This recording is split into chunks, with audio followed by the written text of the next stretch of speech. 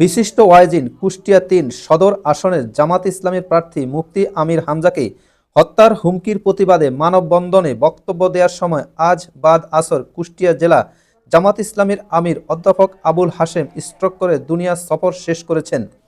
ইন্না লিল্লাহি ওয়া ইন্না ইলাইহি রাজিউন। এদিন নিজের ভেরিফাইড ফেসবুক পেজে দেওয়া এক পোস্টে এ তথ্য জানান জামাতের এমপি প্রার্থী মুফতি আমির হামজা। ওই পোস্টে তিনি বলেন, আমি আমার অভিভাবককে হারিয়ে ফেলেছি। এর আগে কুষ্টিয়া ৩ সদর আসনের জামাতে ইসলামের প্রার্থী আমির হামজা অভিযোগ করেছেন তাকে হত্যার হুমকি দেওয়া হচ্ছে।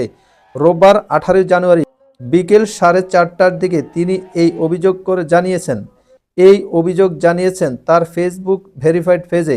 আমির হামজা বলেন, গতকাল থেকে বিভিন্ন সামাজিক যোগাযোগ মাধ্যমে আমাকে নিয়ে পোস্ট করা হচ্ছে, বিভিন্ন মাধ্যমে হত্যার হুমকি দেওয়া হচ্ছে। তিনি ফেসবুকে লিখেছেন, আমি মৃত্যুর জন্য সবসময় প্রস্তুত, ইনশাআল্লাহ।